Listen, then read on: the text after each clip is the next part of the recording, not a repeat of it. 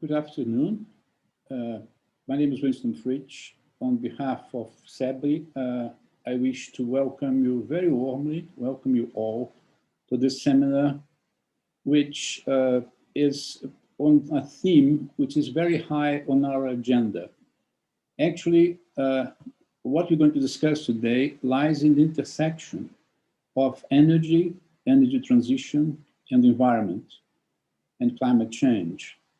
Both themes, energy and climate change, rank very high on the CEBRI agenda. And I think it's very timely that we're having this discussion today, at least for two reasons. First, Brazil is going through a hydrological crisis, which has been shown its face, its ugly face, more than once, and now has just shown it, which affects power, is going to be discussed today, but also affects the whole water system of Brazil. And so to discuss things that actually add to our capacity to save water is very important, but perhaps even more because of the point we are in the discussion of global warming and climate risk, especially after the release yesterday of no surprising, but alarming report from the climate change specialists that had not produced a full report on the issue of the prospects of climate change since after the Paris discussions in 2018. And this, although it doesn't bring anything new in terms of the phenomenon and its velocity, it adds to the urgency in which this problem is being discussed by the advanced economies, and especially within the G20. And obviously, these discussions will lead to a very important conference in Scotland at the beginning of November. So I think this conjunction of these two aspects that indirectly touched upon a discussion of the expansion of renewable sources of energy in Brazil is very important. And it's very nice to see that, as it happened with other, with the oil and gas industry, which moved from onshore to offshore, the electricity, the power generation industry is doing the same. And that will help immensely with expanding the frontiers of electricity production in Brazil, but also, as we see the discussion today, with the participation of managers and executives from the oil and gas industry, another frontier for the investments of oil and gas companies that will make their transition to carbon neutrality easier. And this is not something in the future. Velocity, the speed of change in this sector has been so amazing that today in Brazil, you have a higher capacity of offshore projects in wind power being analyzed by the regulators, I mean, under discussion by the regulators in licensing processes, than you have of installed capacity onshore. Actually, it's almost double the number. When you look at the numbers, it's about double the size of existing onshore projects. So this is first extremely relevant for Brazil, extremely relevant for the electricity sector, but also extremely relevant for the oil and gas industry, as we can see, is showing new avenues of investment for fossil fuel producers. So without much ado, I'll send the ball to the organizer of this seminar, Rafaela Guedes. Rafaela, the floor is yours. Thank you, Winston. Before explaining a little bit of the dynamics, we would also like to invite Niels to please give a first word here on this so important seminar that brings together Dutch experience and the Brazilian experience, and what are we living here now as this source of energy grows. Please, Niels. Thank you very much, Rafaela. So for those of you that do not know me yet, my name is Niels Venus. I'm the Deputy Consul General of the Dutch Consulate in Rio de Janeiro, Brazil. And as you've, first let me extend a warm welcome to everybody who has tuned in, to the listeners and viewers, and obviously also to the speakers. Usually people do that in a reverse mode. They thank the speakers for joining, but then the speakers already knew that they were going to be there. So I wanted to do it in a reverse mode, because you as listeners and viewers, you are at least as important to us as our speakers. Today's event, as you've heard Mr. Winston explain, is about offshore wind. And it's at the crossroads between climate change and energy provision. He also mentioned that it could not be more urgent to be speaking about this today, and he made a reference to the IPCC report, which came out yesterday. Nothing new there, but the urgency of in which we as a world must act is stressed enormously in that report. Obviously, we all know, I think most of you know, that Brazil is already well established in the area of renewables, and in spite of that, it is. I think it's probably the leading country in terms of the amount of renewables in its energy mix. In spite of that, Brazil has continued to commit to the Paris Accord, so it will go on developing renewables as part of its energy supply. But we have experts around the table who can explain that today. Who can explain that much better than I can. In the Netherlands, too, we are committed to renewables. We are known to be advanced in harnessing the power of wind, Dutch windmills, harnessing the power of water, and also in any combination thereof. And I think offshore wind provides for an excellent combination where the Dutch have something to offer. Today's event is all about how we can accelerate the deployment and the development of offshore wind in Brazil. And what we see happening is that Brazil is reaching out across the globe, trying to get the best possible technologies and the best possible providers, builders, constructors into the country to assist with this rapid expansion of this energy sector. And I believe that the Netherlands is answering, because we have something to answer. But let us not forget that offshore wind is a global affair. It's not only that the development of offshore wind is taking place geographically across the globe, but it is also that we need international expertise to be combined in projects. So you will see that, and you'll experience that today, where we have representatives from, let's say, Dutch-based companies such as Shell. Of course, it's Shell Brazil, Mr. André Araújo. But we also have representatives from Norwegian companies, Equinor. We're not afraid to invite Norwegians to join these kinds of discussions. This is where we all have to come together. The world has to come together around this theme, and we're trying to do that here in Brazil. So we have Shell around the table today. A special word of welcome maybe to Mr. André Araújo. We, the world, we look to you as energy companies, formerly fossil energy companies, to lead the way in the energy transition. You have that experience. You have those operating capacities, and you also have the ability to make the required investments. The world cannot go through the energy transition without the old school, sorry to say so, energy companies. We need you there. But besides private companies, we also need governments. And I'm happy that today we will also hear from the Dutch Enterprise Agency, Mr. Ruud de Bruyne, who is willing to share his experience and willing to impart knowledge as well. They organize masterclasses. If you'd like to hear more about that, then please do contact us. We can put you in touch on how to join those. Let me get back to Brazil as I'm closing my opening word. What is happening here? You heard already Mr. Winston mention that there's a rapid growth in the number of projects. In fact, there's a doubling in the span of about 1 year. And we know that because we commissioned the market study. At the beginning of the market study on offshore wind, we had about 12 projects in the pipeline. Today, we are looking at about 22 projects in the pipeline. So things are really happening in Brazil. As a Consulate General, we try to bring people together around this issue and around this theme and these developments.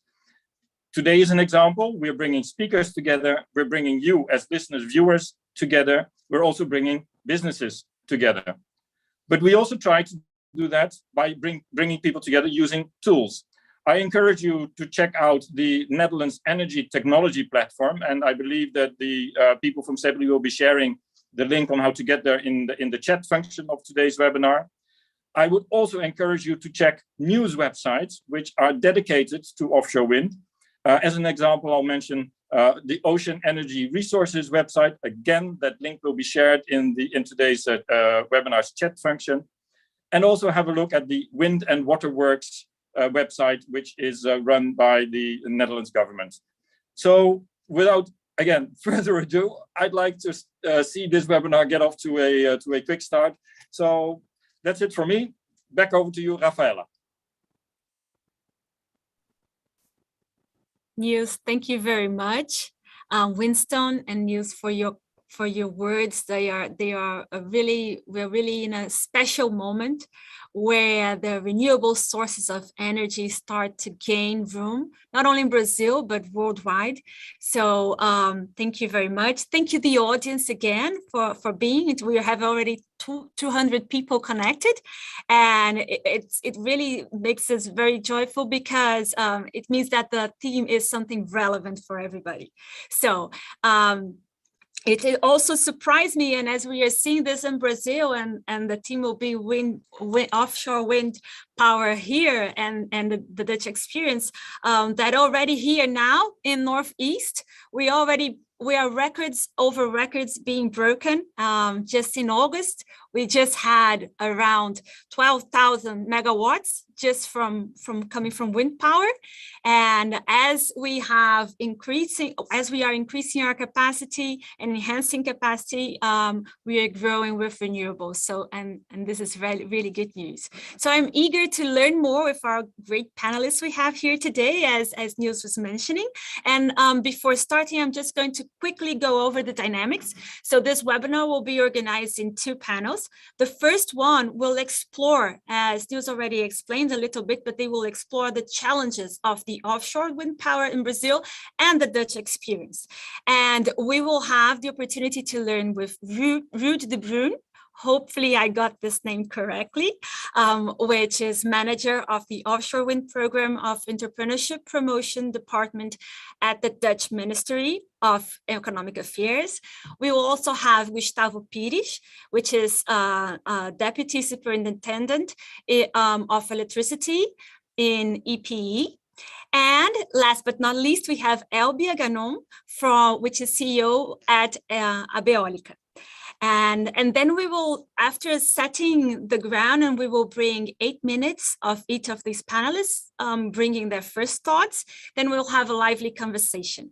And then for the second half, we will have the second half of this webinar will be a panel with 2 great companies that are here with us, Shell and Equinor, in the person of André Araújo, CEO for Shell here in Brazil, and Verônica Coelho, CEO for Equinor here in Brazil. And we will talk a little bit about the developing of offshore wind power projects here and the perspectives that we have looking ahead. So that's more or less the dynamics. And then shall we start? So I would invite now to give a bit of these opening remarks. Ruud, please, the floor is yours. Thank you, Rafaela. Thank you for this very kind introduction. What I'm going to do, and I'll try to do that in 8 minutes, give you an overview of what's happening in the Netherlands and what kind of results we have achieved in reducing the cost of offshore wind energy. So I'm going to start sharing my screen. Let me see.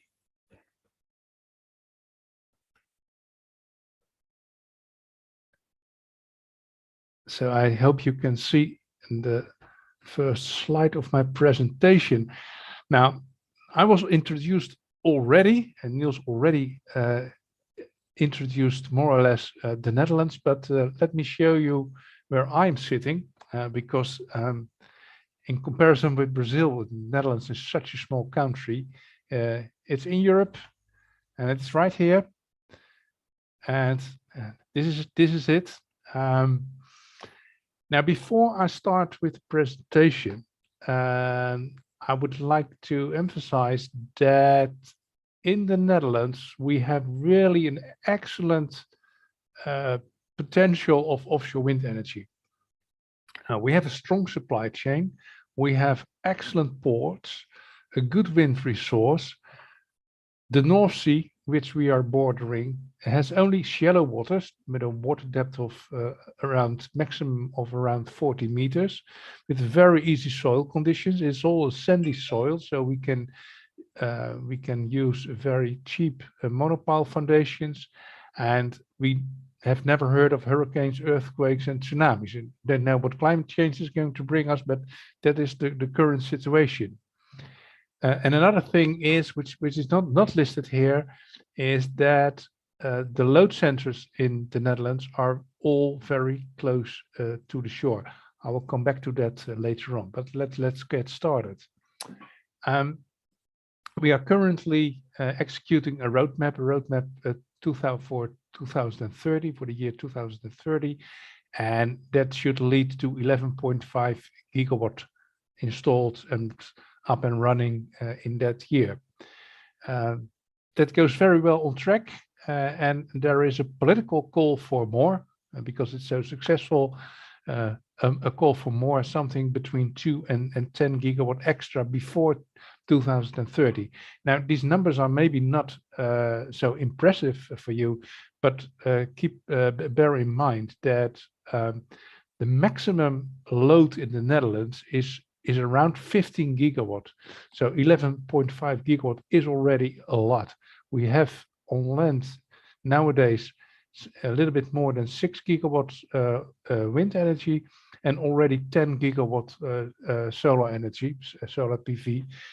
So by the time we have achieved this goal, something of 70–80% of our electricity supply is covered by wind and solar. The 2 gigawatts extra will be realized in this wind farm, and that wind farm will have a total capacity of 6 gigawatt. I think that is one of the largest sites in the Netherlands. Let me see, because I'm going back to this slide because I do not have the correct presentation on the screen, which is no problem. The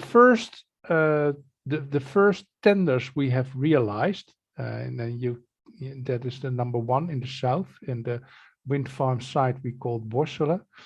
We had already groundbreaking results. The first tenders there were combined with a contract for difference, and the first site, 700 megawatt, 750 megawatt, was won by the Danish company Ørsted with a strike price of 70 euros per megawatt hour. Then a year later, the second one, also 750 megawatt, was won by a consortium of which Shell is taking part in, with a strike price of 45 euros per megawatt hour. Now, that was an interesting result, because you have to know that the wholesale price of electricity in the Netherlands is moving around 50 euros per megawatt hour. That is something like 300 reais per megawatt hour. So we thought, well, the next tender in the second site, maybe we can do that without subsidy, and we succeeded in that.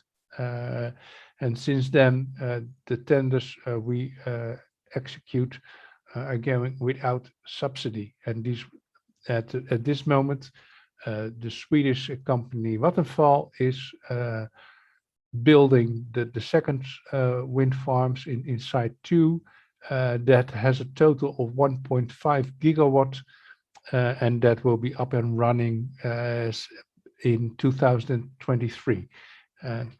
They just started the construction of that wind farm. Now, you might want to know how we do that. And the easy answer is we have had a very intensive dialogue with the industry about the risks in these projects, because the costs in these projects are very much related to the risks. And there were a couple of risks which we took on board as a government. So it's the government in the Netherlands who is taking care of the full consenting, orders the TSO, our TSO tenant, to build a high voltage platform at the site where the wind turbines can connect, and we undertake all the site investigations.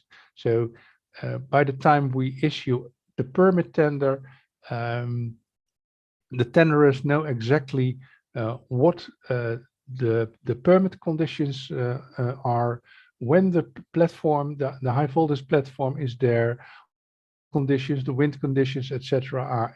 are, so they can provide us a very detailed design of the wind farm and a very sharp calculation of the costs. Now, if you ask me what were the key success factors in this process, that was the de-risking I just talked about, but also co-creation. I think that was really something where the government and the sector cooperated together in order to get a good system to deploy offshore wind energy in the Netherlands. Other factors which contributed to the success was planning. Planning is important for the industry, because if you have a proper planning as a government and you stick to that planning, and that's exactly what we did, you give the industry the opportunity to anticipate on that, to invest in dedicated vessels, larger wind turbines, etc.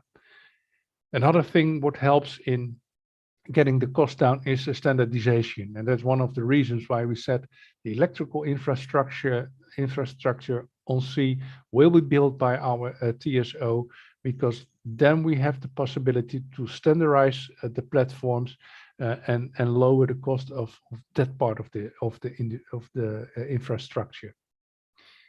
Now, in the meantime, it's so successful that we are working on a roadmap to the year 2030, and that will lead to as a minimum of 27 gigawatt extra. We are currently selecting new wind farm zones, and in which phase development these zones will be in time, and this roadmap is completely different from the roadmap 2030. And the reason why is that in the roadmap 2030, it's just a matter of building new capacity, getting new capacity online. But as I just told you, by the year 2030, we have about 80% of our electricity demand covered by renewables. So if we continue to build more offshore wind power, that must go hand in hand with the development on the demand side. Now, something is going on there. We have a lot of industry in the Netherlands, and that industry needs to change its way of production, going away from renewable, from fossil fuels, and going into electricity or hydrogen. That's basically what's it all about, and that's the reason why we are already considering now how to introduce hydrogen from offshore wind energy in our energy system. It's not only a matter of successes, we also have a lot of challenges we are facing. One of them is landfall options. Well, Netherlands is a small country. Our exclusive economic zone in the North Sea is around 60,000 square kilometers, so we can install a lot of wind power there, but our coastline is only 350 kilometers, and it's a very highly densified country, so you can imagine that landfall options are really a challenge. Another one is an infrastructure development plan. Current situation in the energy system in the Netherlands is based on electricity and gas. That's mainly what it's all about, and that is going to change. That is going to change into a fossil fuel free energy supply with a lot of renewables there, where we have intermittency in the production. So probably we need also to do something about storage of energy. And of course, also in the Netherlands, we are facing this climate change issues. And the key question is, can we solve it by introducing renewables, or do we need to do more and get some of the CO2 out of the air and store it? Now, that's also something which we have under consideration. The first projects are on the way. In the past, there has been a lot of gas production in the Netherlands, so those empty gas fields are excellent for the storage of CO2. And then we have to deal with the United Nations Sustainable Development Goals. Now, in the past decade for renewables, it was quite an easy task. We only had to deal with their goals 7 and 13, affordable and clean energy and climate action. But nowadays, also under a lot of political pressure, we also have to look to other things like decent work and economic growth and responsible production. That is really becoming also an issue.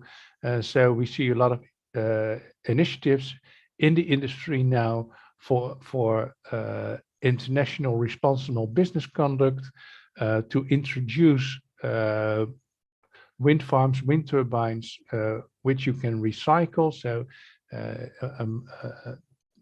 and these are things we will face in the future as well. Another thing is that in Europe, we're going to see a lot of more international cooperation. And Europe is, of course, compared to Brazil, a collection of all smaller countries, so it makes sense to build energy hubs in the North Sea, bring the electricity there, and connect these hubs with different countries, both with cables for electricity and pipelines for natural gas. And the first artificial island is going to build off the coast of Denmark. And we in the Netherlands have also the construction of artificial islands for that under consideration.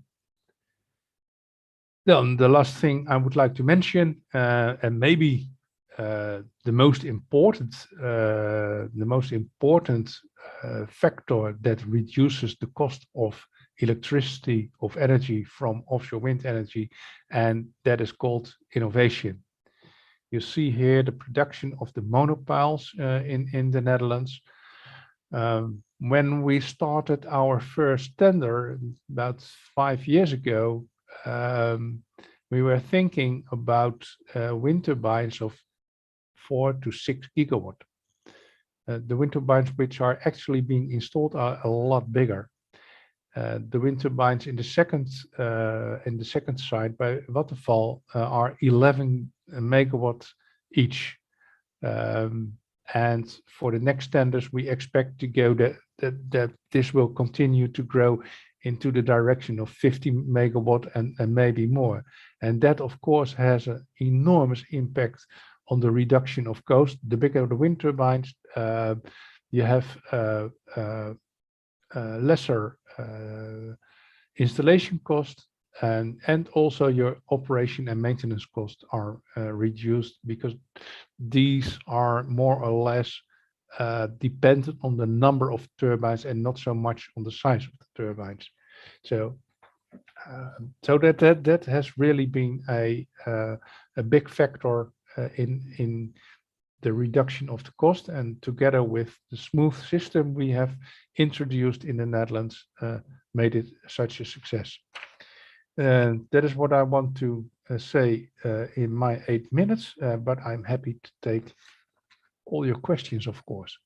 So I'm going to stop sharing so you can see me again.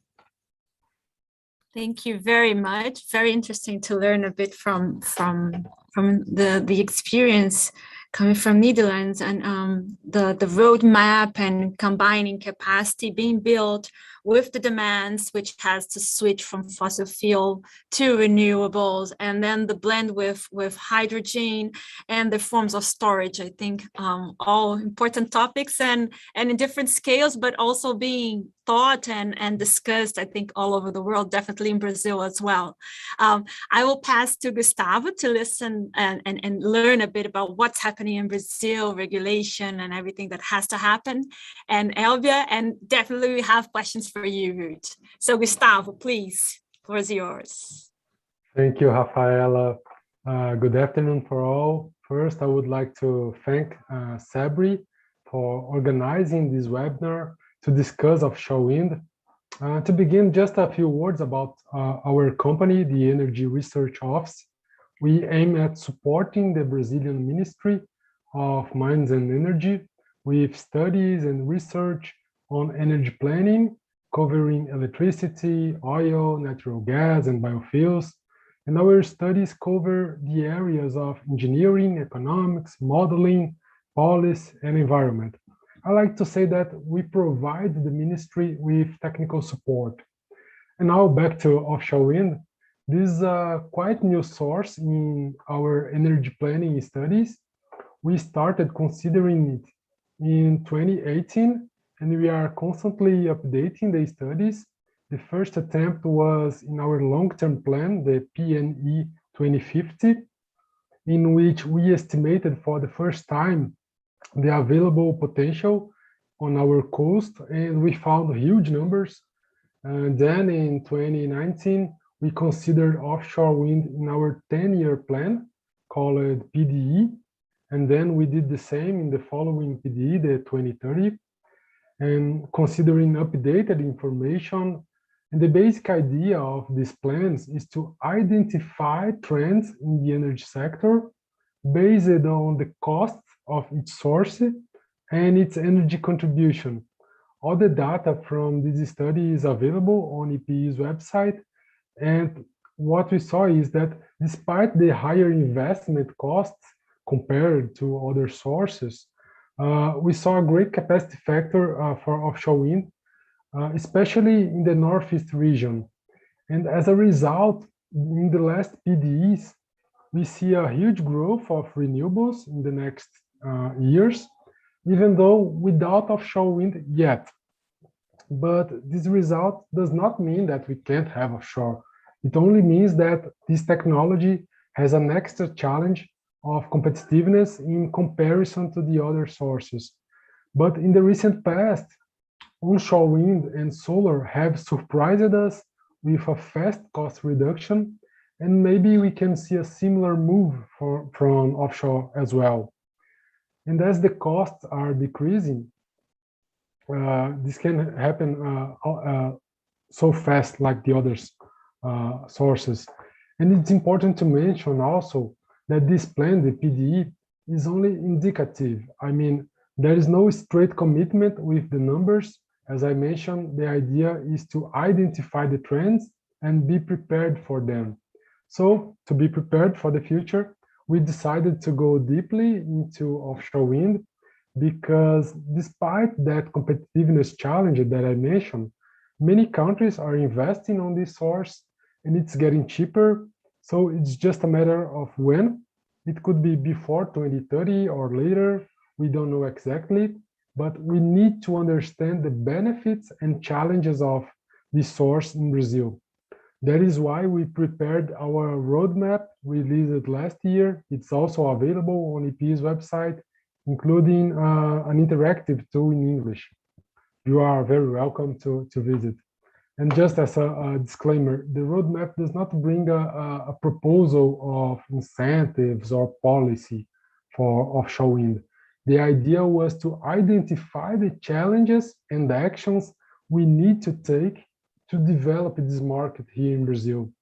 And the roadmap brings a very comprehensive approach, discussing legal, environmental, and technical aspects, including logistics, ports, and infrastructure. I'm not going through the details of the roadmap, but just to give a brief overview of its content. In terms of potential, we estimated almost 700 gigawatts, considering only areas up to 50 meters depth. And as it happens with onshore, the Northeast region highlights. And in the roadmap, we have also discussed the costs, showing that the capex from offshore is higher than the others. And this results in a less competitive energy price, at least for now. We also discussed issues related to grid connection, because as the projects are usually very large with many turbines, we may need additional investment on the grid to accommodate them. We discussed also environmental aspects in the roadmap. And to this point, IBAMA, the Environmental Institute, has already developed further studies. And in terms of legal and regulatory aspects, we showed some possible improvements in the current framework, especially for those projects beyond the 12 miles limit from the coast. And we emphasized that we don't have, at least until now, a one-stop shop. I mean, the developers, they need to ask for different permissions at different institutions. And at the end of the roadmap, we summarized the main challenges. There are many topics to discuss, such as technical, infrastructure, environmental, and so on. And for each challenge, we proposed some actions. And just as a reminder, the roadmap was only the first step. After the roadmap, other institutions released their instructions and different developers are working on their projects, and things are happening very fast because we had 22 projects submitted to IBAMA recently for the initial environmental licensing process. And if we sum them, we have more than 40 gigawatts in terms of projects. So it looks a promising market. And just to put it in perspective, like Winston mentioned in the beginning, we now have in Brazil 19 gigawatts of onshore wind in operation. And if we look at the onshore projects that were recently submitted for the next auction, we have nearly 23 gigawatts proposed. So the offshore market is just beginning, but we already have 42 gigawatts submitted to IBAMA. And talking about promising markets, I think we also need to talk about hydrogen. This is another topic that we are deeply involved with at EPE. In February, we released a report with the basis for the national hydrogen strategy. And in the document, we mentioned how the cost reduction of offshore wind can contribute to the green hydrogen market. And very recently, last week, we submitted to our National Council for Energy Policy, we submitted the guidelines for the Brazilian hydrogen program. So offshore wind and green hydrogen have some synergies, and this may be a boost for the offshore projects. So here I conclude my remarks. I hope I am on the 8 minutes time, but we can discuss more during the questions. Thank you so much. Thank you, Gustavo. Very interesting. And I've read these reports and I totally recommend who's entering Brazilian market. There's a lot of food for thoughts there. And this mix and blend between offshore and hydrogen definitely is something we here at CEBRI are also looking at closely. And we do believe there's a lot to be done. But before asking also you some questions, I will pass to Elbia. as I said, last but not least, but I definitely believe that she has a lot to tell us. So please, Elvia, the floor is yours. Thanks, Rafaela. Hi, everyone. I would like to thank CEBRI for the invitation in this important discussion. Thanks for the word and comments for Ruud and Gustavo to pave the way for this discussion. Currently, Brazil is experiencing a moment of good expectation for the advance of offshore wind energy. As pointed out by Gustavo, the roadmap, Brazil has an exploration potential about 700 gigawatts for offshore wind, which demonstrates the potential in production of renewable sources that Brazil has. We have a very good experience with onshore. As he said, we have about 100 gigawatts. Wind onshore has been increased a lot in the last 10 years. Nowadays, the second source in the metrics. In this moment, in the second semester that we have a hydro price, we are generation about 20% of the market of the national interconnection system. It is very good. We are so happy to help Brazil in this moment. So we know that the Brazilian coast, especially in the north region, has several winds to produce wind energy. Our potential is very big, and we have a very high capacity factor, as mentioned Gustavo. We hope that the Brazilian offshore wind potential can be explored and become part of the global offshore wind energy metrics, which according to GWEC, worldwide data already total 35.5 gigawatts, and is in phase of ascending growth. So when we talk about our challenge, we think about the next 3-4 years, the main challenges for offshore sector, we can put 3 main points. This is regulation, technology, and costs. We have a lot to learn with Ruud, with Netherlands experience. It's very nice to see, to hear you, my friend Ruud. And the demand. The Brazilian challenges for offshore wind, they have also been studied internally, as Gustavo said, at Energia Eólica, by government institutions, as EPE, and the Ministry of Mines and Energy. Among them, we have the regulatory framework, economic competitiveness, factors related to environment license, technical issues of mission and transmission, professional trade. We have a lot to do, and we feel so excited with this. We have a lot of job to do with offshore wind. The question of demand is fundamental for the resumption of economic growth. Faced with other crises, as we said, demand becomes a fundamental factor for contracting and supply energy, considering the country's energy supply. The current scenarios brings a favorable perspective for signaled future auctions for the offshore wind source. It is very important because about 4 months ago, when someone asked me about this, I said, oh, I don't know, because we have no demand, we need to increase GDP. But with other crises, we noticed that we need to contract, we need to diversify the metrics, and the offshore, it is really a good alternative for this.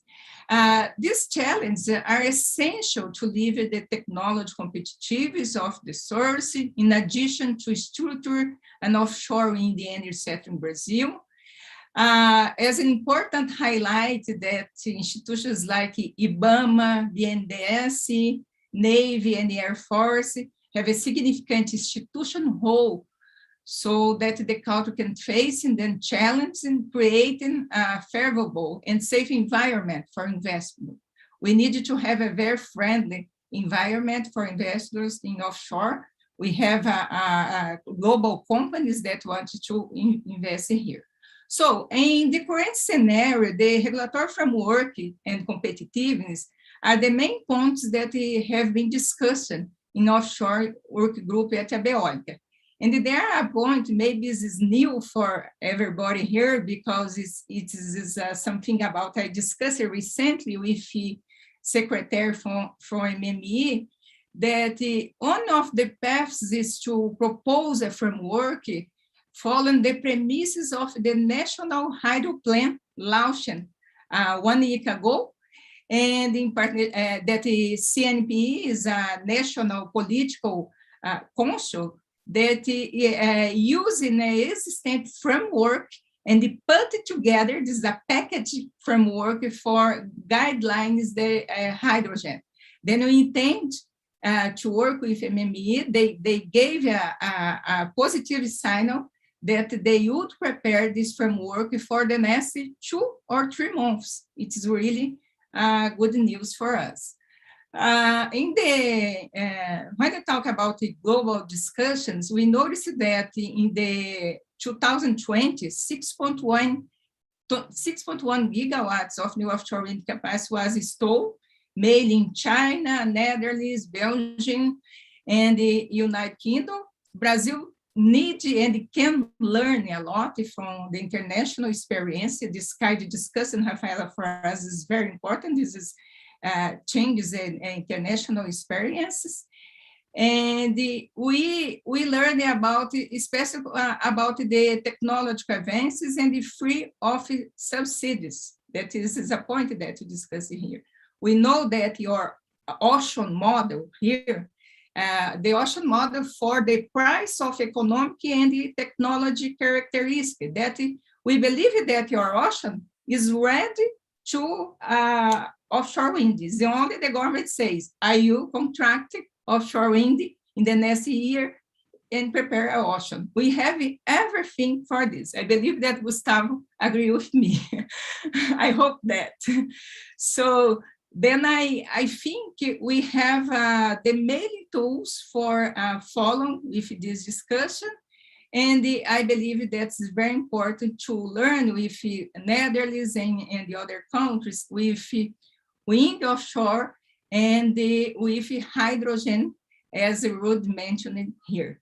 We are so excited about this. I have been working in this discussion in GWEC because I am vice chair in GWEC in the Global Wind Energy Council.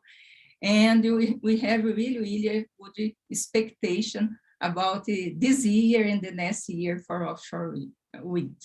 I believe is the main points that I would like to say. Thank you, Rafaela. Thank you, Elbe. It was great to hear. And definitely this sets the stage. We are a bit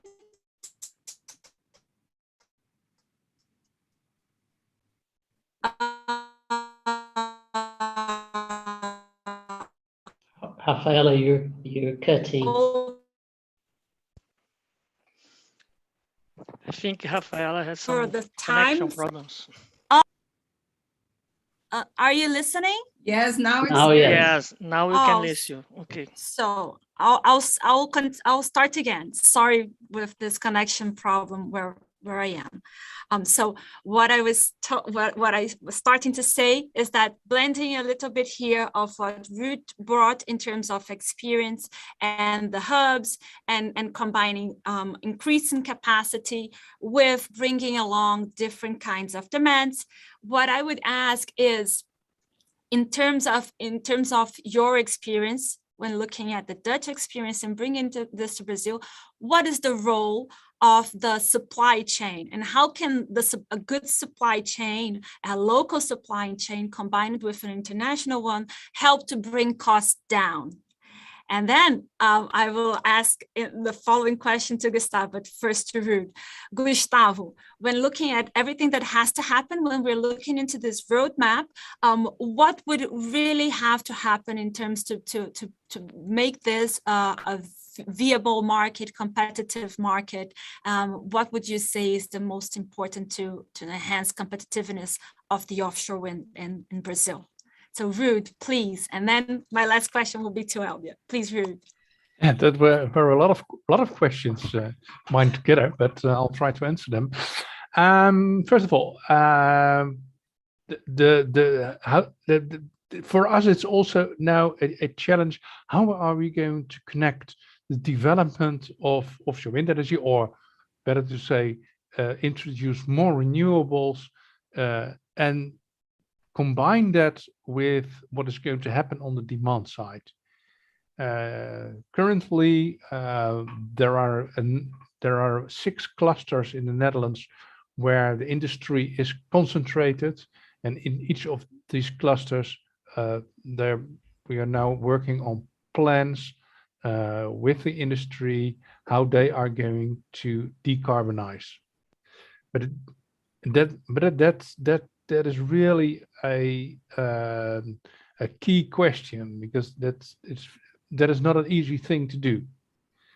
What we have done so far in offshore wind energy as a government, working on a one-stop shop where we take care of the consenting and the electrical infrastructure, etc., and bringing more production to the market, that's quite easy to do. But this connection with the demand side is extremely difficult, but also very necessary, because if you look to the current business model in the energy market in Europe, and specifically in the Netherlands, you will see that when there's a lot of production, prices go down. Last Sunday, we had a very windy day. There was a lot of sunshine, and on a Sunday, the electricity demand is already quite low. So we had the whole day negative electricity prices. At a certain point, it was something like 63 euros minus per megawatt hour, just because there was too much power available.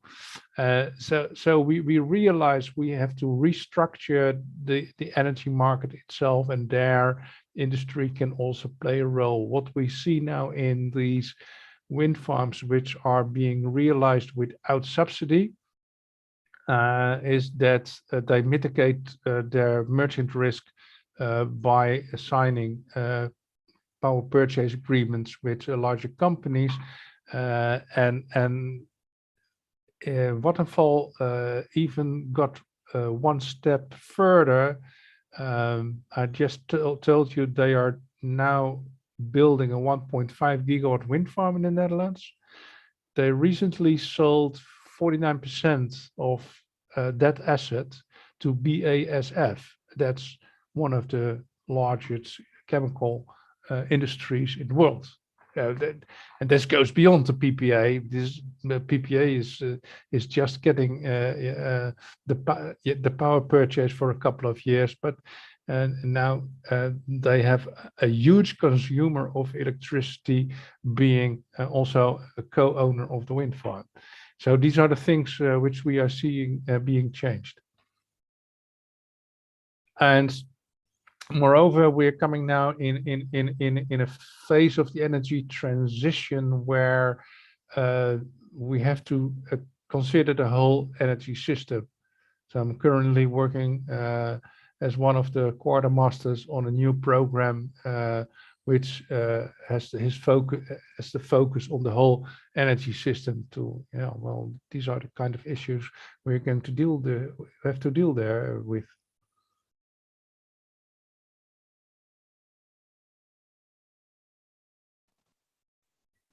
So I guess it's my turn. I don't know. We lost our moderator. Yes. So. Okay. Gustavo, please. I'm assuming up for now. Okay, thank you. Getting back to the question from Rafaela, in the roadmap, we summarized the main challenges for offshore wind, and these include many topics such as costs, ports, supply chain, grid connection, and so on. But starting with legal and regulatory framework, I would say that the main challenge is the definition of which institution will be responsible for the permitting process after the 12-mile limit. Because up to this limit, it's very clear that it would be the SPU. Then another challenge is the energy price. In the roadmap, we discussed some opportunities to reduce costs, and most of them are related to turbines, foundations, and transmission assets. This reduction is happening right now around the world, and the main concern is how fast is it going to happen? The answer depends on the development of the market and on the plans of each country. We are talking about a global market with global suppliers. So when other countries install new offshore wind farms, it helps in reducing costs for everyone. And another point that I mentioned is the grid connection. In offshore projects, the cost of grid connection is usually an important share of the total costs. And as I mentioned before, the projects are usually in gigawatt scale. So it's very likely that we may need some reinforcement on the grid. The main point is who is going to be responsible for this connection and upgrades in the system.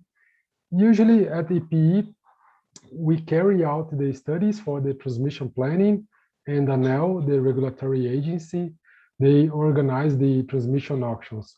So it makes sense to continue with this approach, but there is another possibility to consider a generation plus transmission auction. It is allowed by the current regulation, but we haven't used it so far. And it's hard to say which option is better, to be generation and transmission separately or together. Other countries have had similar discussions. Some of them let the reinforcements up to the developer of the project, while others, there is a specific auction for the transmission assets. It's basically a matter of risk allocation. If the process is split in two, the risks are lower for the developers. And as I mentioned, in Brazil, we are used to this approach, so this can work.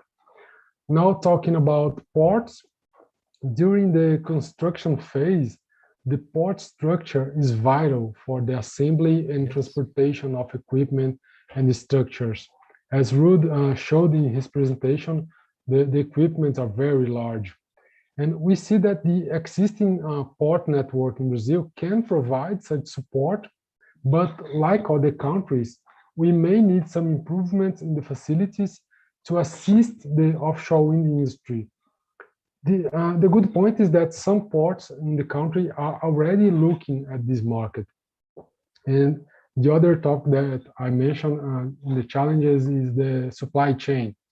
I think Brazil has an advantage because we have a well-established supply chain for onshore wind with manufacturers of blades, towers, and so on, and it can help the development of offshore.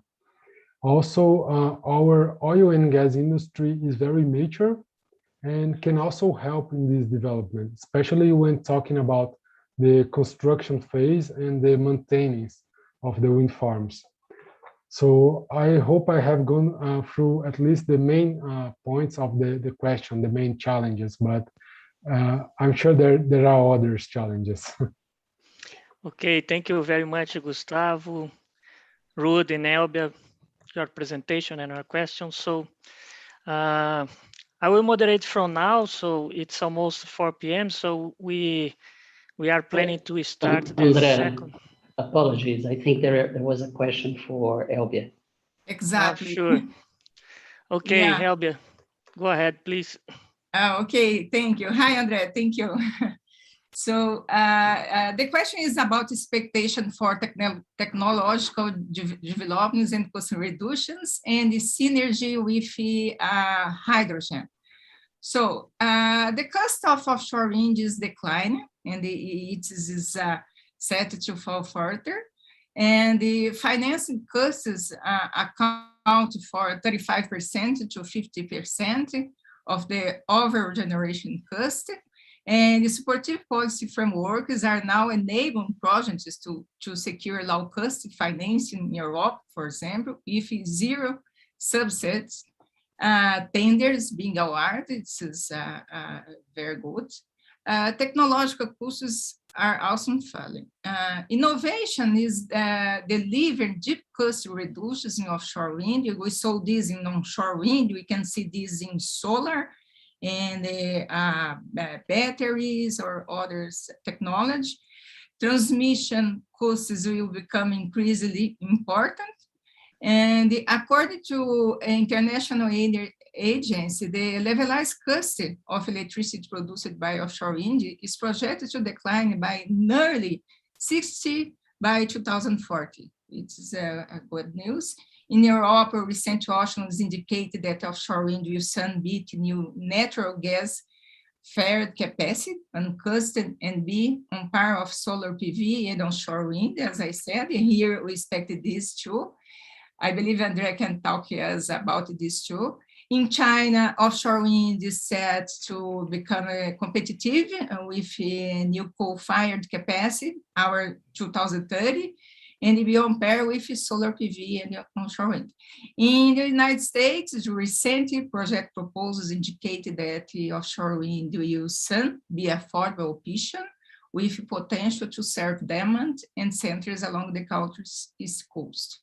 In Brazil, the northeast region mainly has the best wind, but also concentrates a large number of onshore wind and the solar PV projects. The offshore wind projects are large, and the transmission of all this energy to southeast region will require significant investments in energy transmission infrastructure that we just started. It is a very good discussion with EPE and the government. One of the possibilities to solve the need for transmission infrastructure is the conversion of offshore wind energy into hydrogen. In this context, we highlight the PECEN port initiatives, and we had the other initiatives yesterday, Rio Grande do Norte too.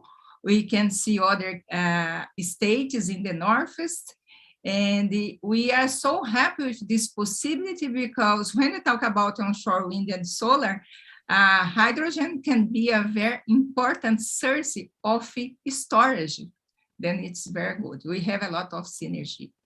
So Andrea, I believe that's it all. Thank you. Okay, Elbia, thank you very much. Really, we have a huge potential in Brazil. And we are seeing the advances of regulatory framework. The idea in the second part of the panel, it's understand a little bit about the development and perspective for the Brazilian offshore wind market. Listen some entrepreneurs like Shell. We have here Andrea Araújo, CEO from Shell Brazil. And Veronica are facing some connection problem. I think she's come back. So the intention in the last 30 minutes is we have just explained a little bit, but 10 minutes open speak. And I will start with Andrea Araújo. And Andrea, could you please share with us a little about Shell experience international and how are you seeing the opportunities here in Brazil and the potential that we have here, and what is the most important aspects and challenges that we have to deploy and develop Brazilian markets? So can you hear me? Yes, I can hear. Okay, so thank you for the time. It was a really good afternoon to everybody. First, I would like to thank CEBRI. I'll try to go fast. I'm putting here my chronometer to try to avoid getting over my time. But I would like to just thank CEBRI, Rafaela, and now Andrea for the moderation. And it's good to have all the panelists here from the Dutch government, EPE, Eólica, and Veronica from Equinor. So really happy that we can have some discussion. I have always to start with this kind of disclaimer is really to remind everybody not to buy and or sell Shell shares based on what I'm going to say today. But I also want to give, would say, a personal and transparent disclaimer on the topic. Shell is on this offshore wind role for quite some time, but we have recently defined Brazil as a strategic country to look for offshore wind opportunities. So we are on the early stages of this journey. So earlier this year, I'm not sure who would say is following Shell more closely, but Shell announced the Powering Progress strategy. Is composed by 4 main goals. One of them, of course, I know that all the corporations has is generate value for stakeholders. But in today's world is really, we put a lot of focus on bringing energy to people and fostering inclusive society, respect to nature, and as well achieving zero emissions by 2050 or earlier, let's say, in step with society. So with that specific purpose, the organization has defined intermediary targets and quite challenging. In that challenge, as you can see on the right side of the slide, there is a great ambition for us to more than double our current energy that we sell to achieve 560 terawatt hours of energy in 9 years. And we are really putting a lot of effort to see how Brazil can be part of this journey. I mentioned briefly about our intermediary targets. I usually don't spend too much time, but I think that many people are aware that in May there was a Dutch court decision that decided that Shell should anticipate our targets, our intermediary targets, particularly driving our 2035 target and to anticipate the 2030. And I just want to share that we have 2 thoughts. First, we took, as an organization, a decision to appeal this court decision, but it's probably mainly, not only, but one of the key reasons that we thought that we were singled out on this decision. But we took the message very carefully, and we are revisiting our plans. We have, in fact, the major challenge is really to increase how efficiently we can decarbonize and also help our customers to decarbonize. So if we now look into Brazil and how we are, our presence in the country, we are here for 108 years. We celebrated in April. It has been, and we have created a successful story for our organization. We have a strong footprint in Brazil, not exclusively, but we have 2 mature businesses in Brazil, like deep water and biofuels and advanced biofuels. And there are currently a broad range of opportunities. And we do know that Brazil has been a great place to invest, and we are looking to broaden our participation in Brazil. We do understand that there is a pretty expectation of growth in energy production up to 2025, and the EPE has been leading all these plans and supporting the energy ministry. And we do understand that the growth to 2030 and 35 is even much larger than that. And for us, clearly there is room for all different sources of energy, and we do believe that that will progress as we go. Here in this chart, it's, I would say, a very brief story. We are growing on the renewable power portfolio globally and in Brazil as well. We have a team that is looking for offshore wind opportunities. Interesting to share that we've been in the offshore business for 50 years, and in the wind business for more than 20 years.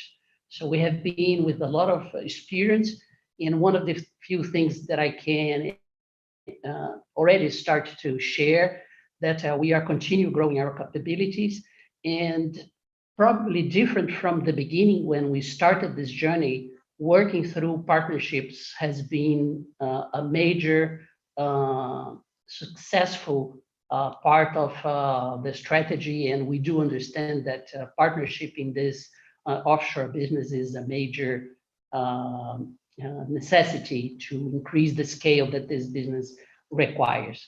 Currently today, our in-operation units are based in the Netherlands and the US. We are playing in many other countries, but with effective capacity.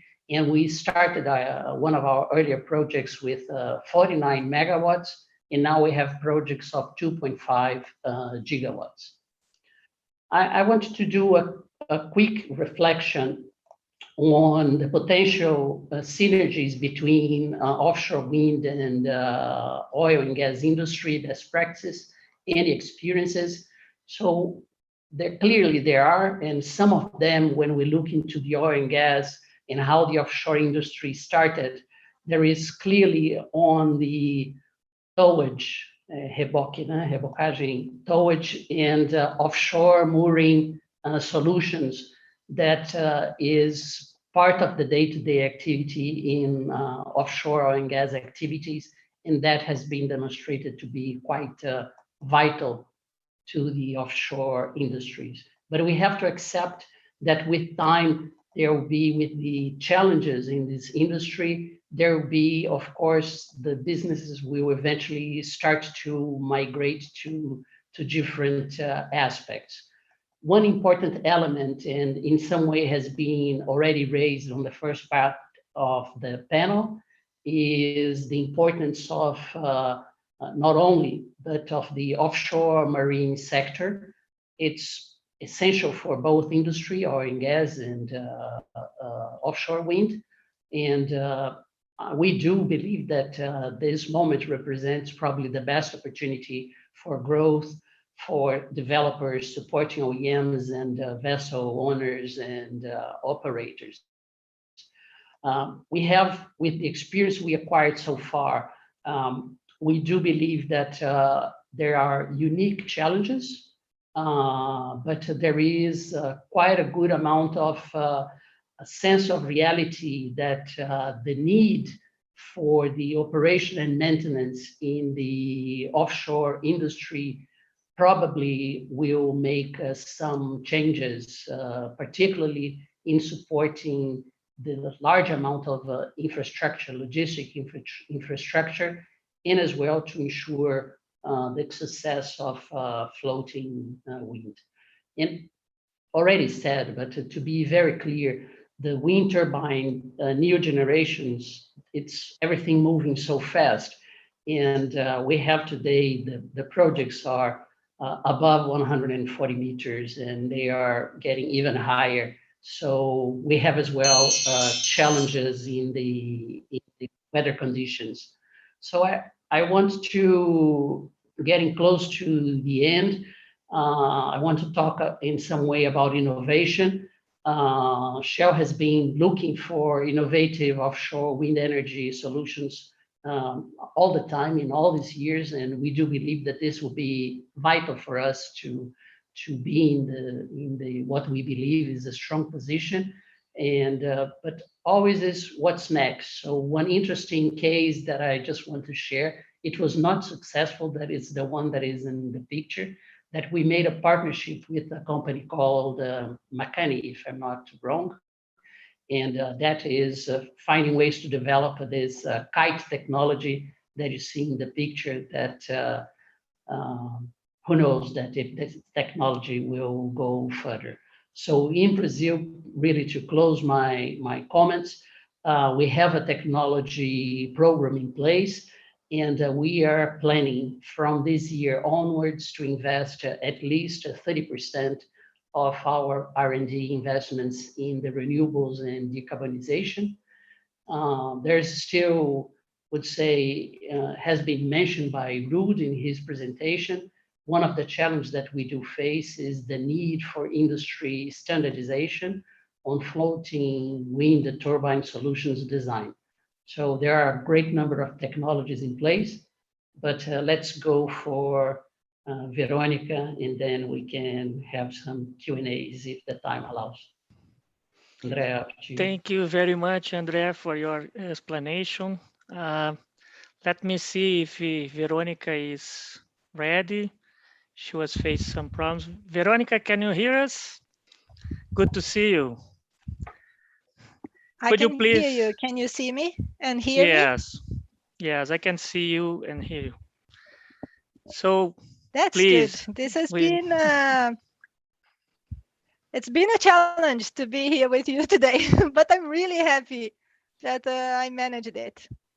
You persist. Good afternoon to Good afternoon. Please, Veronica, know Okay. that Equinor is a very important player in this industry.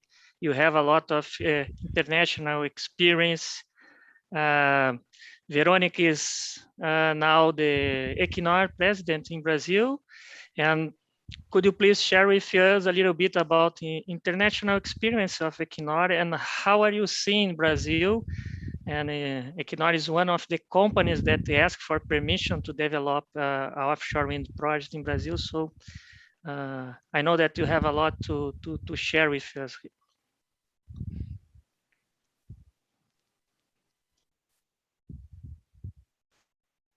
It's with you, Veronica, please. Thanks, Andrea. Can you please confirm if you can hear me just fine? I can hear. Excellent. So thanks a lot. Good afternoon to everyone. It is really a pleasure to be here with you today. I'm sorry if something doesn't work. I had troubles with my computer here, but I'll try to make this work today. I'm really happy to be here. I would like to take a step back before we dive into the topic of offshore wind in itself, and just highlight how much of a climate change is the greatest challenge of our time. According to the latest IPCC report, it is happening faster than what we expected, and it's causing irreversible changes to the environment and threatening human life. To put it into context, there are three figures I would like to highlight: 80%, 10%, and 1.5 billion. Those are related to 1, 80% of the energy that the world uses today comes from fossil fuels. And the reason is that it is the cheapest and is still the most reliable source of energy. That's why it's still so dominant, despite all the technological advances we have seen in the last years. Then, around 10% of the world population today still don't have access to energy. And that's not fair. It's simply not fair. Everyone deserves to have reliable energy at home and the benefits associated with that. And then, according to the EIA, by 2040, we will be 1.5 billion people more on the planet. Everyone deserves to have reliable and affordable energy. And of course, the benefits associated with that. The challenge facing our industry is to provide clean, efficient, and affordable energy to everyone, and in a sustainable manner. This requires complete change of the energy system on which our society is built, and that in just the space of a few decades. We in Equinor believe that in this context, offshore wind will have an outstanding position. Other renewable sources such as onshore wind and solar, of course, are super important. But we need to understand the issues associated with each sources, and on those that I mentioned, one of the issues is intermittency. And we need to face that. In fact, they can even be seen as complementary here in Brazil, because usually we have higher wind during the night when we don't have sun. And so that's one topic. And another one is the limitation related to land usage, which is also another challenge, particularly when we think about the possibility of having the supply closer to where the demand is. Now, offshore wind benefits from different conditions. To put it simply, there is higher wind availability and stability on the sea. And obviously, we don't compete for land usage. We in Equinor are today 21,000 people committed to turning natural resources into energy for the people and the progress for the society. And we are in more than 30 countries around the world. We are developing as a broad energy company, driving strong synergies across oil, gas, renewables, carbon capture, and hydrogen. We talked about all of them here today already. Our ambition is to position Equinor as a leader in the energy transition. But the actions speak louder than words, so we are acting. We are already the most efficient oil and gas upstream producer in terms of CO2 emissions, emitting around 8 kilos per barrel, 8 kilos of CO2 per barrel of oil equivalent produced, while the average in the world is 17 kilos. And we are working very hard every day to reduce that further because it's necessary. And we are accelerating the growth in renewables and low carbon solutions. By 2030, we expect to be investing around 50% of our gross investments in renewables and low carbon solutions. Our journey is founded on very strong commitment to sustainability. And we have selected then these 3 areas where we're going to focus our efforts. The first is to continue to reduce relentlessly the emissions from our oil and gas production. The second is apply much faster growth within renewable energy. And then third is to develop solutions to remove the CO2 from the atmosphere and industrial processes. These 3 areas are very closely linked and they are mutually reinforcing. We see that the offshore expertise to develop new low carbon solutions is quite relevant, as much as it is in renewable power generation, particularly on offshore wind.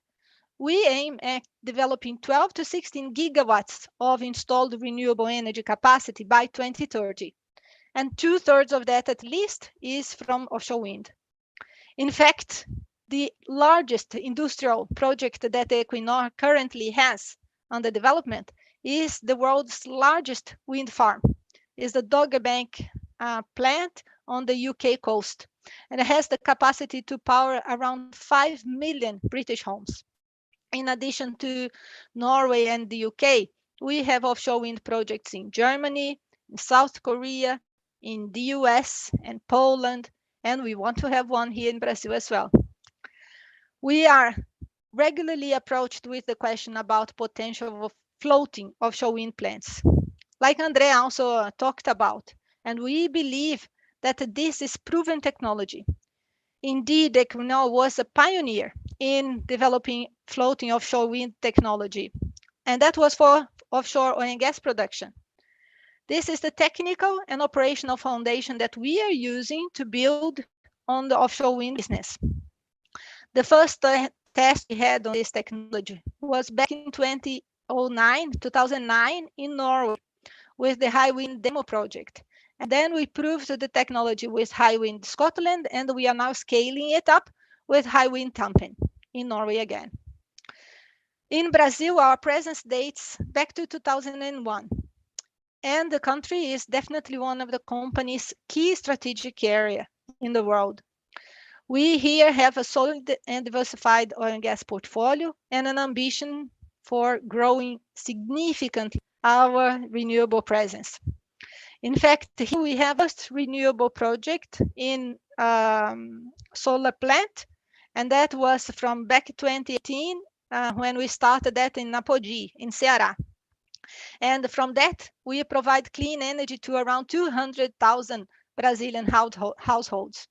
But we have more, and we now have signed an MOU with Porto do Açu to try to develop a solar plant there, and are expecting a final decision to invest in 2 other projects. One in Rio Grande do Norte of around almost 500 megawatts, is 480 megawatts, and one in Pernambuco of 100 megawatts. And others are on the way. And last year, as you mentioned, André, yourself, we submitted an application to IBAMA to begin the environmental impact assessment for a potential offshore wind plant. And we named that project Aracatu.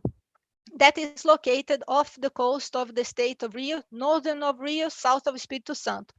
And it could reach an installed capacity of 4 gigawatts only in this plant, in this project. The initial plan is to have 320 generators with fixed foundation and 12 megawatts capacity each, about 20 kilometers offshore the coast of Rio and Espírito Santo.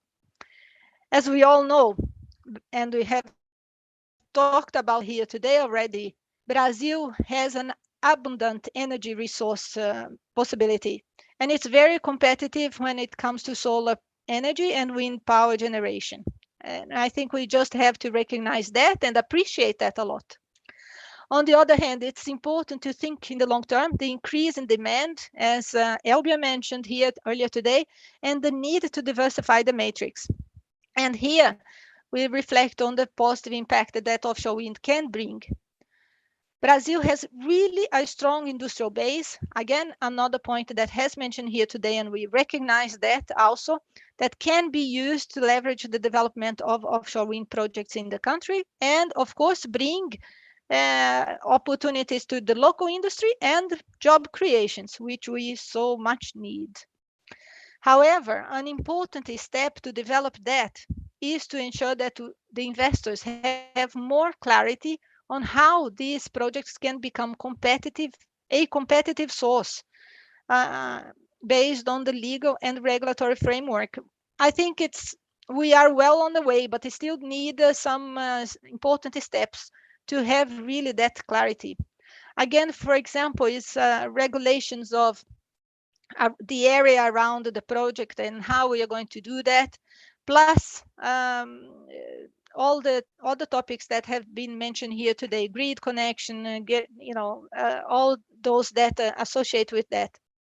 We see the need for all players to articulate on the way forward, defining an operational model that is competitive, reliable, and sustainable. Both are sustainable for the environment and sustainable for the investors. And it's really important the collaboration that has been mentioned also here today between the private initiative and the government. Equinor is actively contributing to these discussions, also through Eólica and directly with other stakeholders as well.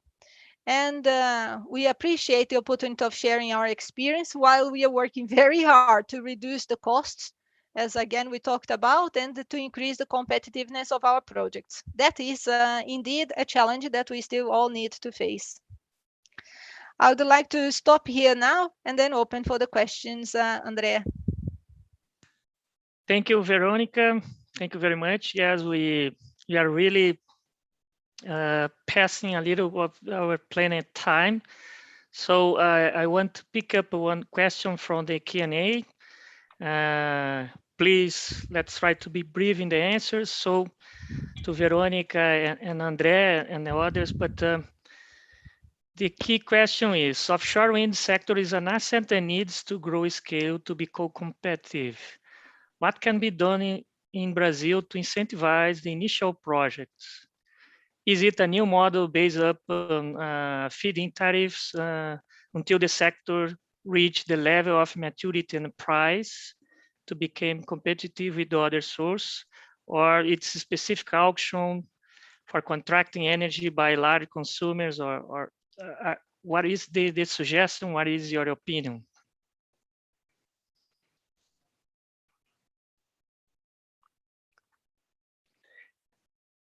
Andrea, could you please start? Yeah, I was on mute. I think for us it's a little bit too early to jump into a conclusion line here. Honestly, I would say that we have some corporate challenges to be supporting subsidies at this moment for development.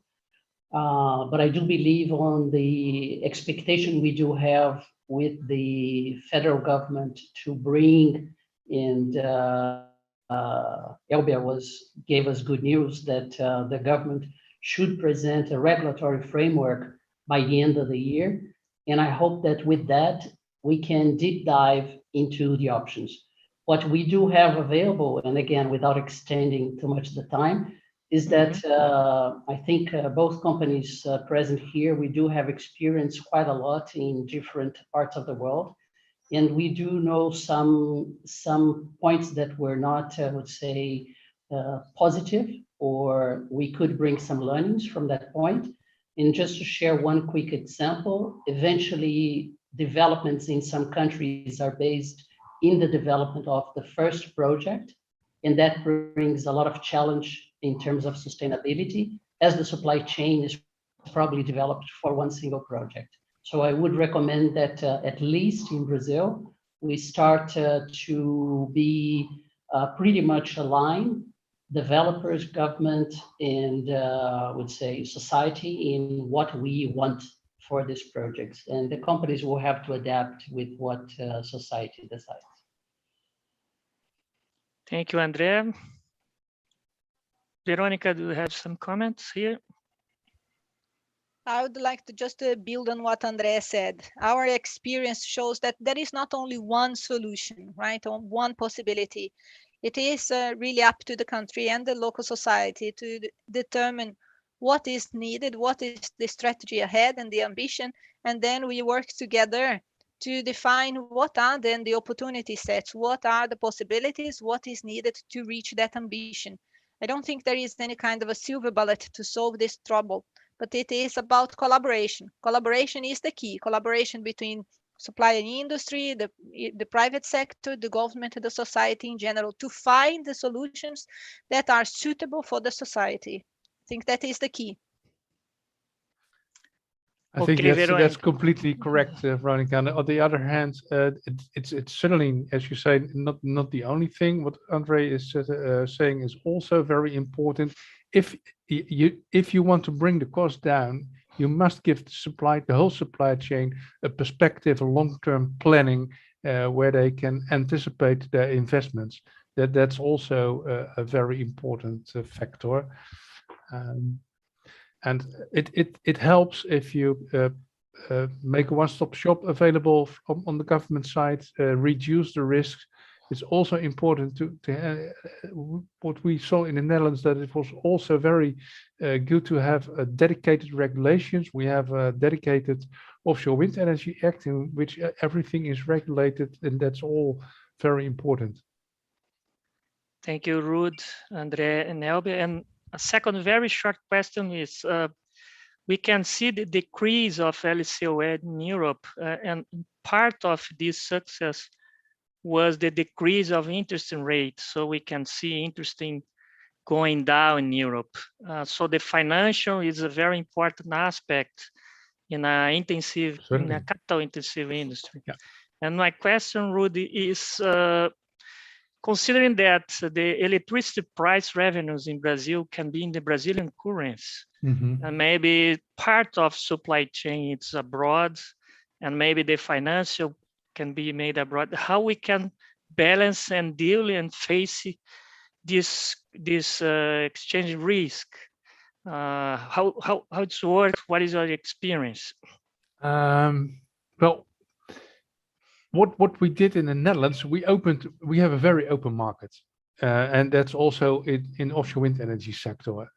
So there is no need for any local supply in our system. We are, of course, part of the Ministry of Economic Affairs. We always are happy if it turns out into jobs in the Netherlands, of course. But in the system itself is based on competition. I heard it a few times. This is an international market. So if you leave it up to the developers to optimize whether to produce locally or get it from abroad or whatever, that is going to reduce the cost enormous. You can see in the LCOE analysis from example from Bloomberg, where the requirements for local content are very high. You can see that in the LCOE, it's higher than in other places.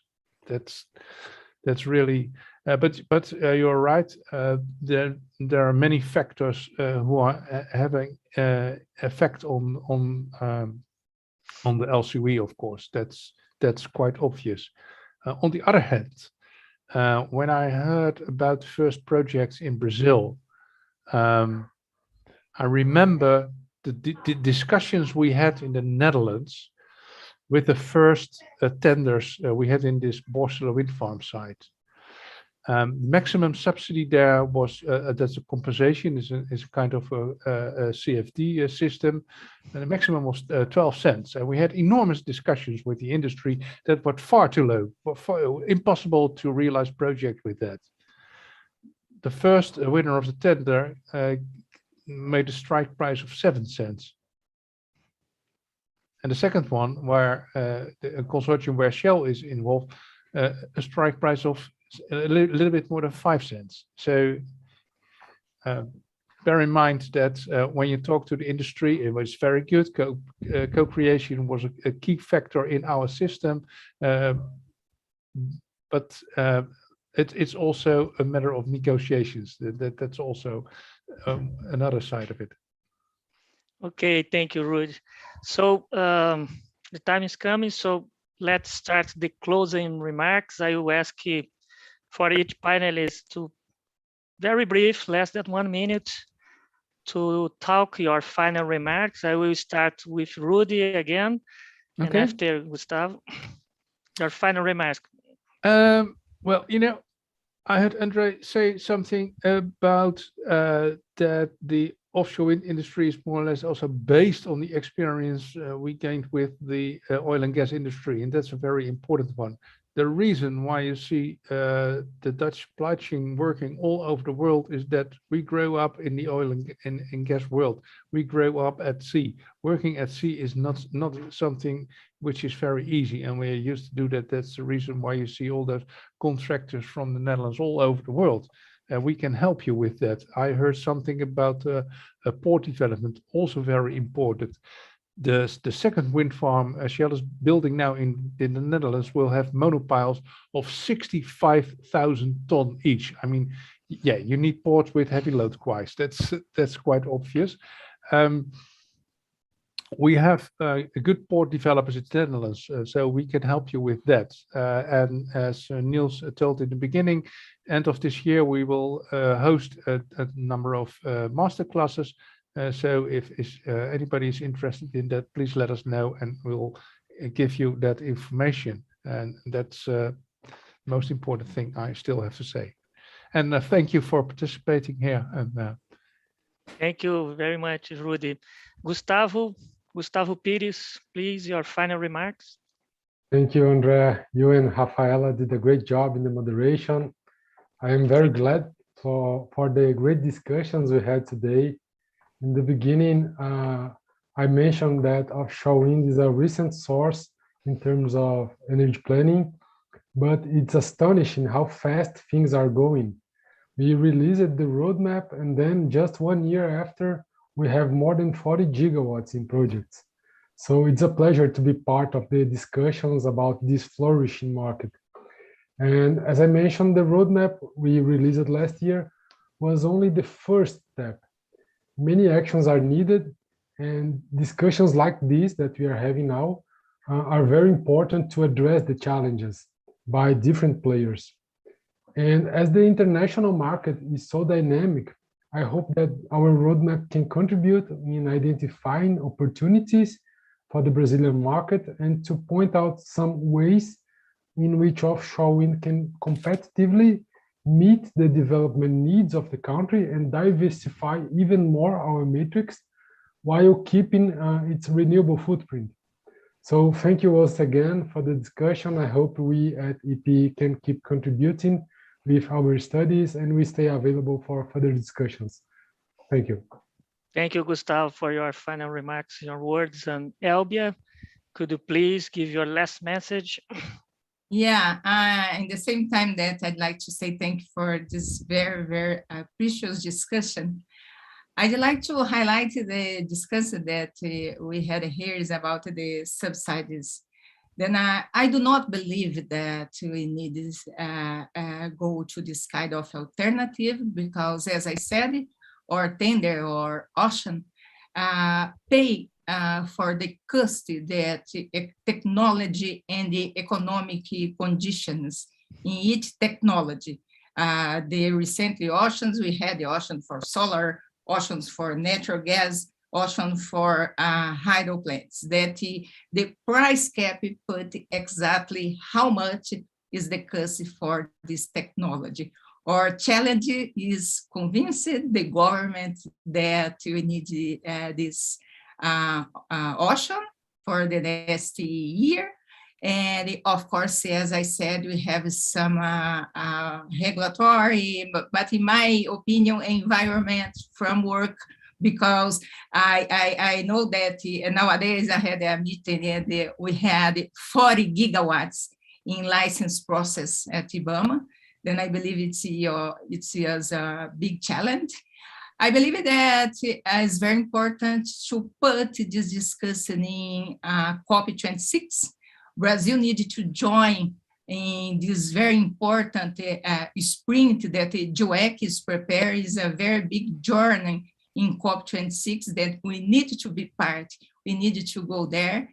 Then I intend to talk with Mr. Bento as GWEC and invite him for this important global sprint.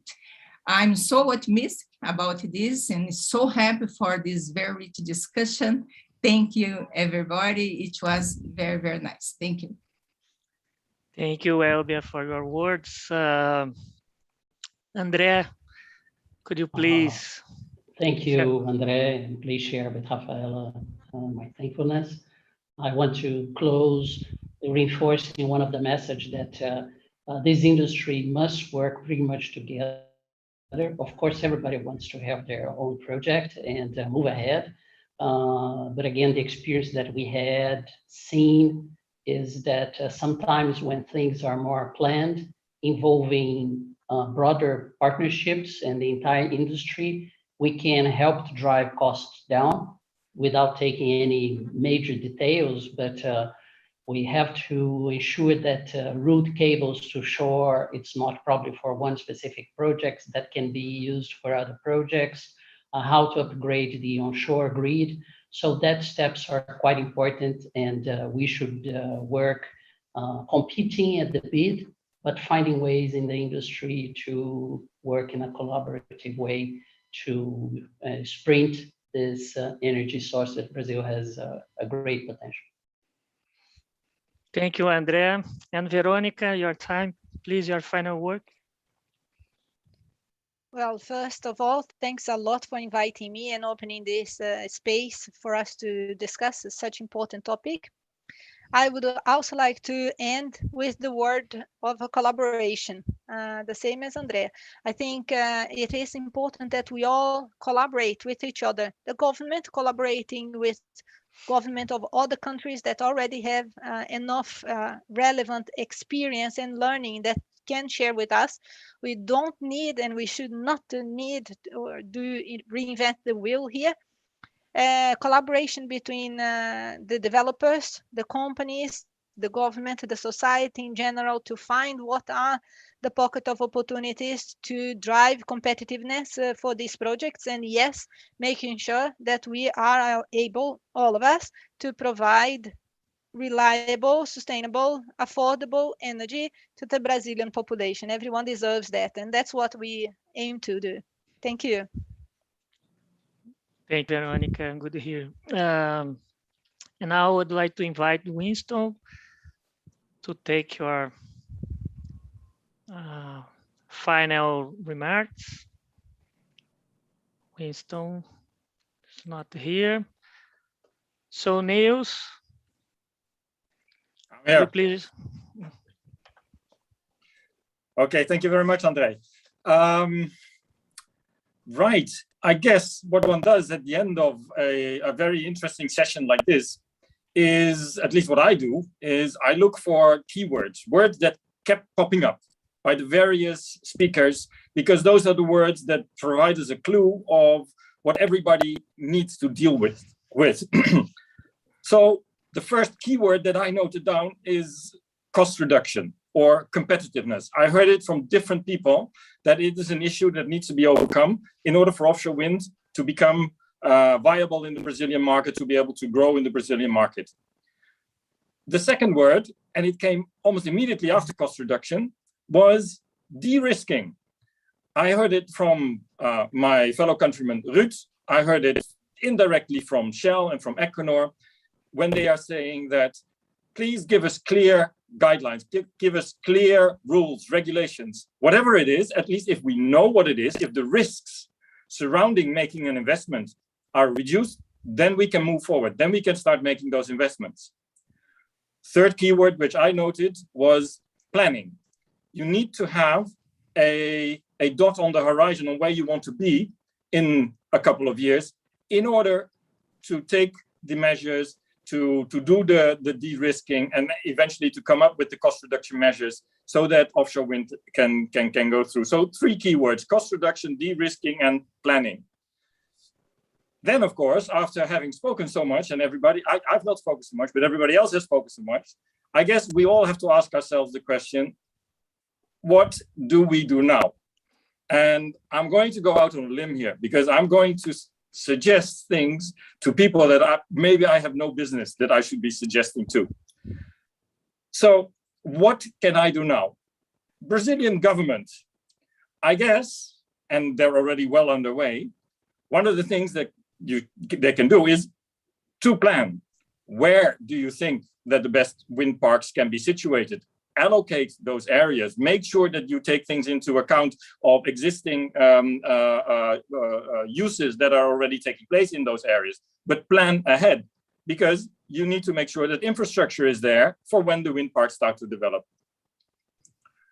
Secondly, as Brazilian government, if I were in that seat, I would really seriously consider how can I de-risk. I thought what my colleague Ruud was mentioning about how they de-risked, for instance, by providing developers with the ready-made studies of the soils, of the wind conditions, etc., so that everybody is starting from a level playing field. That helped to reduce the costs. So as a government, you can help to de-risk by undertaking these studies. A second way of de-risking is, okay, as a Brazilian government, you have money at your disposal. You can choose. I take this money and I make the investment into some infrastructure myself, into the grid connection or whatever. You can also say, no, I'm not going to do that. I'm going to use the money that I have to de-risk the investment that an investor is going to make. If I give a guarantee that an investor's losses will be covered in the unlikely event that he will have some problems during his investment, I can multiply the reach of my money. I can leverage whatever money I have, and that can be factors of 10, can be factors of 20. So I would study the financial de-risking as well.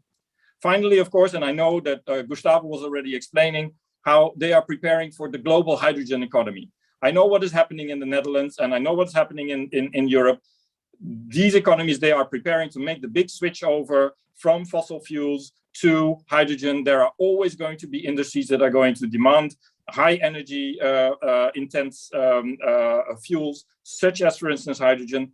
Brazil is excellently located to be a major global producer of hydrogen. So that really is a big chance. Okay, moving on to what do I do now? Netherlands government, you heard my colleague Ruud say, continue doing that, Ruud. Continue to offer your support to Brazil. It is there if Brazil wants it, if Brazil needs it. We've mentioned those masterclasses. Anybody interested, let us know. We'll see if we can sign you up for those masterclasses.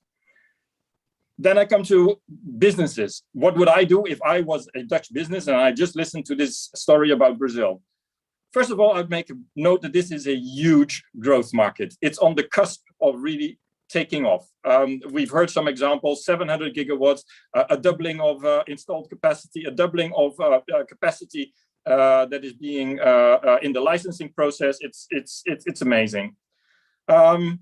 Second thing that I would do as a Dutch business is I would really check out this website, the Netherlands Energy Technology Platform, because that is a platform where you can list whatever technology or service you can offer to this energy transition. And I believe that the information was shown as part of the in the chat function of this forum. And otherwise, just ask us; we'll be able to share. Thirdly, check out the websites where you find the news on the latest developments. Check out this Ocean Energy Resources website that I mentioned earlier on. And finally, and this is a pitch for what we are doing as a Consulate General, I mentioned that we have undertaken a market study. We will be sharing for offshore wind in Brazil. We will be sharing the results of that market study in a webinar on the 9th of September.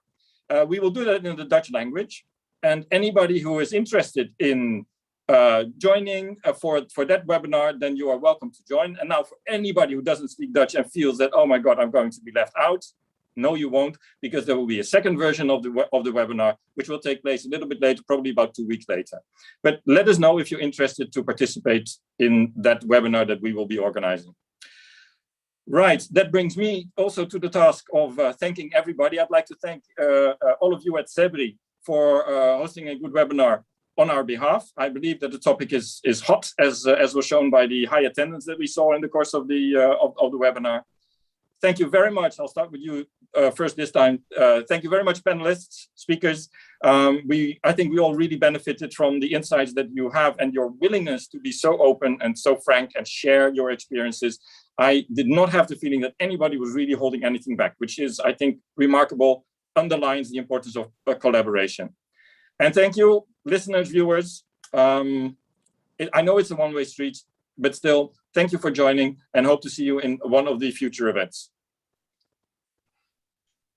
Thank you very much, Niels, for all the supporting that you are offering to develop offshore wind in Brazil. And I would like to say thank you also to CEBRI to invite me and give me the opportunity to moderate this excellent discussion that we have here. And especially thanking for the audience. We have close to 200 people watching, and we have seen a lot of movements in the question answer chat. But the time is coming, and it's the time to finish the presentation. And I appreciate a lot all the information from the panelists and audience. So thank you, everybody, for this excellent event. Obrigado. Tchau. Thank you so much. Bye-bye. Obrigada. Thank you. Bye-bye.